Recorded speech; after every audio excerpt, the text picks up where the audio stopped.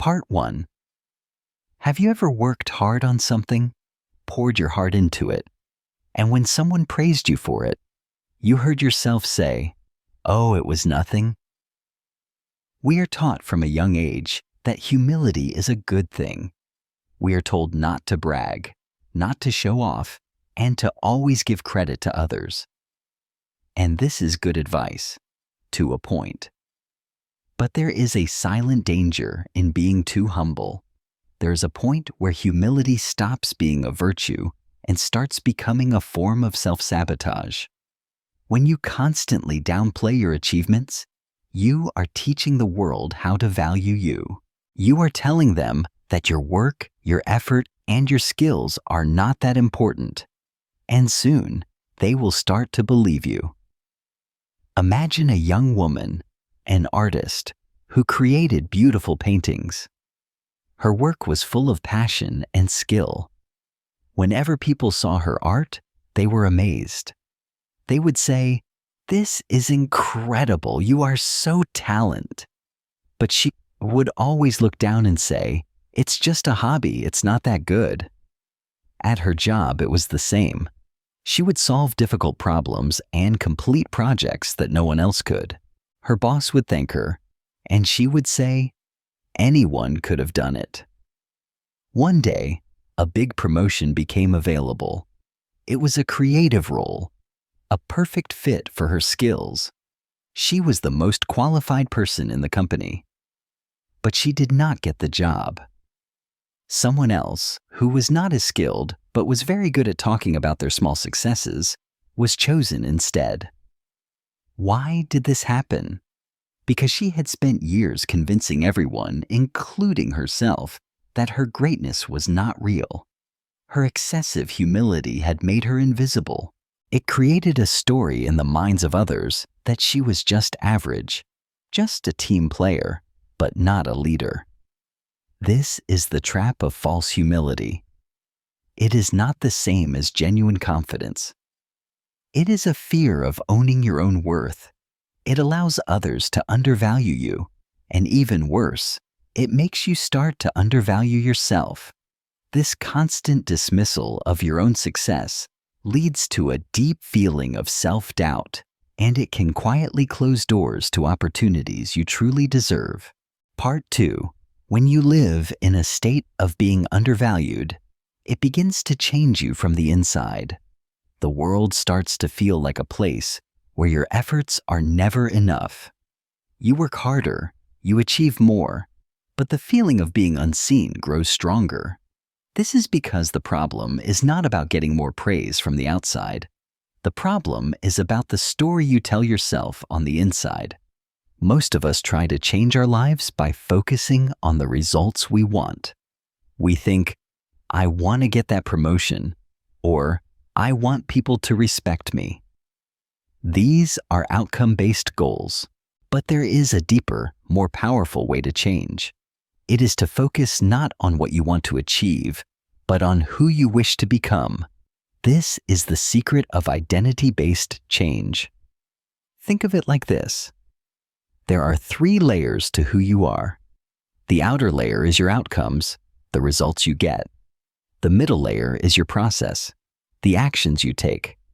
But the deepest layer, the core, is your identity, your beliefs about yourself. True change happens when you start from the inside out.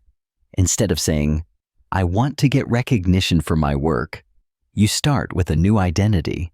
You decide, "I am a competent and valuable professional."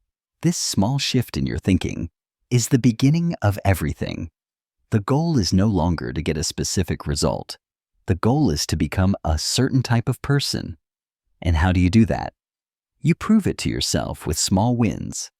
Every action you take is like a vote for the type of person you want to be. When you complete a difficult task, and instead of dismissing it, you privately tell yourself, "That was good work," you have just cast a vote for your new identity. When you stay silent in a meeting, instead of downplaying your idea, you cast another vote. These are not big dramatic actions. They are small, Atomic Habits of Self-Belief. One vote will not change your mind overnight. But as the votes build up, day after day, so does the evidence of your new identity. You are no longer trying to get respect. You are simply acting like a person who is worthy of respect. Part 3. So how do you begin to build this new identity? Where do you cast the first vote? You might think it starts with clever words or a big presentation, but it starts with something much simpler. It starts with your body. Our minds do not just control our bodies. Our bodies also control our minds. Your posture, the way you carry yourself, sends a constant stream of messages to your brain. When you slouch, when you make yourself small, you're sending a signal of powerlessness. Your brain responds by releasing stress hormones, and you begin to feel more anxious and less confident. But the opposite is also true. There is a simple but powerful idea called power posing. It means that you can change how you feel just by changing your posture. Imagine standing like a superhero for just 2 minutes. Stand with your feet apart, your hands on your hips, and your chin held high. It might feel silly at first, but in those 2 minutes, something amazing happens inside your body. Your brain chemistry begins to change. Your levels of the dominance hormone, testosterone, go up, and your levels of the stress hormone, cortisol, go down. In just 2 minutes, you can make yourself feel more powerful, more confident, and more ready to face a challenge. This is not about pretending. It is about waking up the part of you that is already strong. Think of it as a physical ritual to prepare your mind. Before a difficult conversation, before a job interview, before you need to speak up in a meeting, find a private place. Go to the bathroom or an empty office, and for 2 minutes stand tall. Take up space. Let your body teach your mind what it feels like to be powerful. This is your first, easiest step. It is a tiny tweak that can lead to a big change. You're not just faking it until you make it. You are practicing the feeling of confidence until you become it. You are building the physical foundation for your new identity, one post at a time. Part 4. Once you begin to feel more confident on the inside, the next step is to learn how to communicate that confidence on the outside. For years, you have practiced the habit of downplaying your success. Now, you must learn a new skill. You must learn how to speak about your achievements without apology and without arrogance. This is not about bragging. It is about demonstrating your value clearly and honestly. The secret is to stop talking about what you did and start talking about the results of what you did. Imagine you are in a meeting and someone asks about a project you led. The old you might have said, "Oh, it was a team effort. I didn't do much." The new you, the confident you, tells a story. You can use a simple structure. First, describe the situation. What was the problem you needed to solve? Second, explain the task.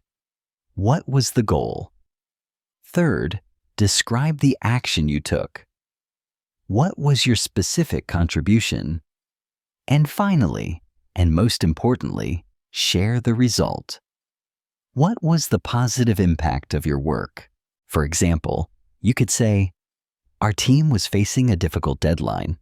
My task was to reorganize our workflow. I created a new system that helped everyone communicate better. As a result, we finished the project ahead of schedule and saved the company money." Do you see the difference? You are not saying, "I am great." You are showing it. You are providing evidence. You are also being generous. When you talk about your success, always give credit to your team. But do not use the team to hide your own contribution. You can say, "With the support of a great team, I was able to design the system that led to our success. This is the art of the humble brag. You are being honest about your own skills while also showing that you are a good collaborator. You are not arguing that you are valuable. You are demonstrating it with facts and stories. And when you do that, people do not just hear you, they respect you. Part 5. You have practiced feeling confident in your body. You have learned to speak about your success. Now comes the final test. A moment that used to make you feel uncomfortable and awkward. The moment when someone looks you in the eye and gives you a genuine compliment. In the past, your instinct was to deflect, to deny, to say it was nothing. This final step in owning your greatness is to learn how to simply and gracefully accept praise. The next time someone says, "You did a great job on that project," I want you to do 3 simple things. First, take a breath. Second, make eye contact with the person. And third, say 2 simple words. Thank you. That is all. You do not need to explain why you do not deserve it. You do not need to point out the small mistakes you made. You do not need to immediately give a compliment back to them. Just accept the gift they are giving you.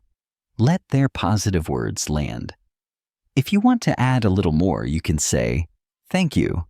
That's very kind of you to say." Or, "Thank you. I really appreciate that." By accepting the compliment, you are not being arrogant. You are showing respect for the other person's opinion. You are validating their judgment. When you deflect a compliment, you are subtly telling the other person that their opinion is wrong. It creates an awkward moment. But when you accept it with a simple thank you and a genuine smile, you create a moment of connection. You are both sharing a positive experience. This is the final piece of the puzzle. Owning your greatness is not a loud, arrogant performance. It is a quiet, steady confidence that comes from within.